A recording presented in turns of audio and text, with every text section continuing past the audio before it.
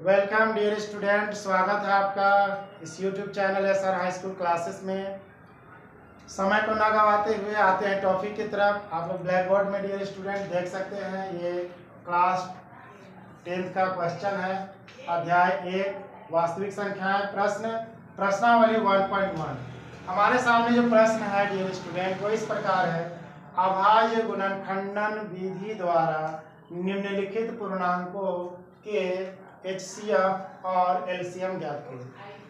कुछ बातों को डियर स्टूडेंट हमें समझना होगा कि वो हमें क्या कहना चाह रहे हैं। तो ये देखिए यहाँ पर लिखा हुआ है अभाज्य, तो हमें पता होना चाहिए कि अभाज्य क्या होता है। चलिए आइए समझते हैं अभाज्य क्या है।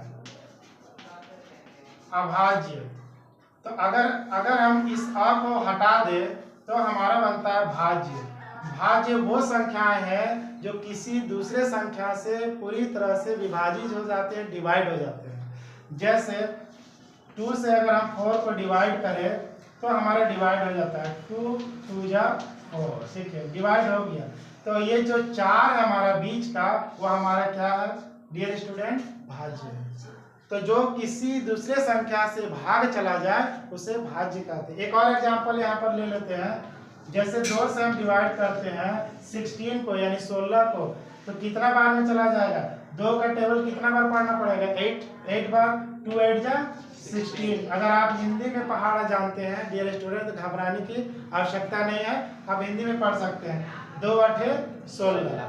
तो अब हमने देखा यह जो 16 है वो हमारा भाग चला गया, तो ये हमारा 16 क्या हुआ? भाज्य संख्या हुआ। क्या हुआ डियर स्टूडेंट? भाज्य संख्या। अब आइए हम समझते हैं अभाज्य संख्या को। अभाज्य संख्या वह संख्या जो किसी दूसरी संख्या से बिल्कुल विभाजित न हो, बिल्कुल भागा ना जाए, उसे हम अभाज्य संख्या कहेंगे। जैसे 2 3 5 7 11 13 17 19 23 29। डियर स्टूडेंट आप देख सकते हैं मैंने यहाँ कुछ संख्याएं आपके सामने लिखे हैं। ये पूर्णांक संख्याएं हैं, परंतु आप ध्यान देंगे कि ये संख्याएं किसी भी दूसरी संख्या से विभाजित नहीं होते हैं। अगर आप इस 13 को 11 को भागा करना चाहे किसी संख्या से तो वो विभाजित नहीं होगा। 7 को आप विभाजित करना चाहें वो भी विभाजित नहीं होगा। यहाँ पर लिखिए संख्याएं किसी से विभाजित नहीं होगा, किसी से भाग नहीं जाएगा, अतः हम इसे क्या कहेंगे? अभाज्य संख्या है। तो डियर स्टूडेंट मुझे उम्मीद है कि आप ये अभाज्य संख्या को समझ गए होंगे कि अभाज्य संख्या क्या है। अभाज्य संख्या हम समझ चुके हैं डियर स्टूडेंट। अब समझते हैं गुणनखंडन किसे कहते हैं। गुणनखंडन यानी कि किसी भी संख्या जो खंड किया जा सके उसे इस तरह से खंड करना कि वो आपस में गुना के रूप में खंड हो। जैसे उदाहरण के लिए हम 16 ले लेते हैं डियर स्टूडेंट, 16। अब इसको हम खंड करते हैं, 2 से खंड करते हैं तो कितना आ जाएगा यहाँ पर? 2 8 16। फिर आप यहाँ खंड कीजिएगा 2 से तो 2 चौके 8। फिर 2 से खंड कीजिएगा यानी डिवाइड कीजिएगा तो 2 दूनी 4। तो हम यहाँ 2 से डिवाइड किए 16 को तो 8 प्राप्त हुआ। 2 से डिवाइड किए 8 को तो क्या प्राप्त हुआ? 4 प्राप्त हुआ। उसी तरह 2 से डिवाइड किए 4 को तो हमें 2 प्राप्त हुआ। तो इस 16 का खंड क्या हुआ? गुणनखंड। तो 16 का गुणनखंड हुआ 2 गुना 2 गुना 2 गुना 2। इस तरह से हमने खंडन किया, गुणनखंडन किया। समझ में आ गया डियर स्टूडेंट? आइए डियर स्टूडेंट प्रश्न 1 का हल देखते हैं। हमारा प्रश्न है जिसमें लिखा हुआ है 12 15 और 21। ये 3 संख्याएं हैं, ये तीनों पूर्णांक संख्याएं हैं। इन तीनों पूर्णांक संख्याओं का हमें अभाज्य गुणनखंडन विधि द्वारा HCF और LCM प्राप्त करना है। तो सबसे पहले हम अभाज्य गुणनखंडन करेंगे। सबसे पहले हम 12 का करते हैं। 12 का करते हैं, कितना से इसको विभाजित करेंगे डियर स्टूडेंट? 2 से करेंगे। 2 से हम भाग देंगे 12 को, कितना आ जाएगा? 6 आ जाएगा। फिर 2 से भाग करेंगे 6 को, कितना आ जाएगा? 3। अब 3 हमारा अभाज्य संख्या प्राप्त हो गया है, तो अब ये विभाजित नहीं होगा। उसके बाद हम 15 को विभाजित करेंगे, कितना से करेंगे डियर स्टूडेंट? 3 से करेंगे। तो 3 का पहाड़ा कितनी बार पढ़ेंगे? 5 बार। 3 पचे 15। अब जो 5 प्राप्त हुआ यह हमारा क्या है? अभाज्य संख्या है। उसके बाद हम 21 को यहाँ पर विभाजित करेंगे, कितना से करेंगे डियर स्टूडेंट? बताइए।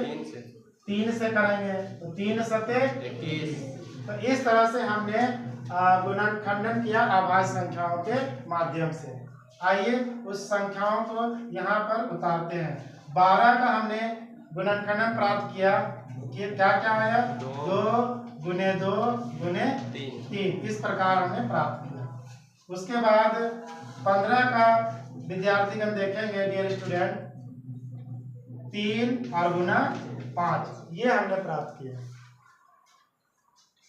उसके बाद हम देखते हैं 21 का 3 और गुना 7, ये तीनों संख्याओं का हमने गुणनखंड, अभाज्य गुणनखंड यहाँ पर प्राप्त कर लिए। अब हमें HCF और LCM ज्ञात करना है। HCF ज्ञात करने के लिए हमें देखना होगा कि तीनों का गुणनखंडन जो किए हैं उसमें कौन ऐसी संख्या है जो तीनों में हमें प्राप्त हुआ है। तो हम देख सकते हैं ये 3 जो है वो 3 जो है हमें तीनों में प्राप्त हुआ है, देख सकते हैं डियर स्टूडेंट। यह 3 जो है 12 का जो गुणनखंडन किया उसमें 3 प्राप्त हुआ, 15 का गुणनखंडन किए उसमें भी हमें 3 प्राप्त हुआ, और 21 का जो गुणनखंड किए तो उसमें हमें 3 प्राप्त हुआ। तो इसे हम कहेंगे HCF। हमारा HCF क्या हुआ डियर स्टूडेंट? 3 हुआ। तो मुझे उम्मीद है कि आप बहुत अच्छा समझ रहे हैं, और HCF आप इस तरह से और भी कई प्रश्न आएंगे उसको आप निकाल सकते हैं। अब हम बढ़ते हैं LCM की तरफ। LCM क्या है? तो LCM में हम यहाँ पर सबसे छोटी संख्या को लिखेंगे। तीनों में से सबसे छोटी संख्या क्या है? 2 और 2 है। तो हम ये 2 और गुने 2 को उतारेंगे। ठीक है डियर स्टूडेंट, आप यहाँ देखते रहिए। जितना अच्छा ध्यान से आप देखेंगे, जितना आप अच्छा ध्यान से सुनेंगे, उतना अच्छा गणित आपको समझ में आएगा। गणित की छोटी छोटी बातें ही गणित को आसान बनाती है। डियर स्टूडेंट्स, इस बात का जरूर ख्याल रखें। गणित की छोटी छोटी बातें गणित को आसान बनाती है, इसलिए छोटी छोटी बातों को भी ध्यान से सुनना है, समझना है। तो LCM निकालने में हम क्या करेंगे कि इनमें ढूंढेंगे, गुणनखंडन जो किए उसमें ढूंढेंगे छोटी संख्याएं कौन कौन है। तो छोटी संख्या कौन कौन है? 2 और गुने 2 है। उसके बाद उससे बड़ी संख्या कौन है? तो आप लोग देख पा रहे होंगे कि उससे बड़ी संख्या कौन है? 3 है। उससे बड़ी संख्या कौन है? 3 है। तो इस 3 को हम देख पा रहे हैं कि तीनों में है। तो इसका क्या होगा वहां लिखने का प्रक्रिया? तो ये तीनों में, जैसा मैं HCF में तीनों में, लेकिन एक यहाँ पर 3 लिखे हैं, उसी तरह से तीनों में से हम एक यहाँ 3 को लिखेंगे। अब 3 से बड़ी संख्या देखेंगे, तो 3 से बड़ी संख्या कौन है? तो हम देख पा रहे हैं हमारा 5 है। उसके बाद 5 से बड़ी संख्या कौन है? 7। अब इन संख्याओं को गुना करें विद्यार्थी, डियर स्टूडेंट, इन संख्याओं को हमें गुना करना है। 2 से 2 का गुना कर दीजिए, तो 2 गुना 4 प्राप्त हो जाएगा। अब जो 4 प्राप्त हो गया उस 4 को 3 से गुना कर दीजिए, तो 4 दिया 12 प्राप्त हो जाएगा। अब 12 जो प्राप्त हुआ उसको 5 से गुना कर दीजिए, यानी 12 पचे 60। अब 60 आ गया डियर स्टूडेंट। अब 60 का गुना किससे करना है? 7 से करना है। 7 से कर देंगे। 60 का मल्टीप्लाई हो रहा है 7 से। तो 7 का पहाड़ा अगर 0 बार पढ़ते हैं तो क्या आ जाएगा? 0 आ जाएगा, 0 प्राप्त होगा। तो उसके बाद 7 का पहाड़ा 6 बार पढ़ेंगे, तो 7 छक 42, 420। तो हमारा LCM जो है वो 420 प्राप्त हुआ। तो हमने HCF भी प्राप्त कर लिया और LCM भी प्राप्त कर लिया। ठीक है विद्यार्थी, इसको नोट डाउन कर लीजिए।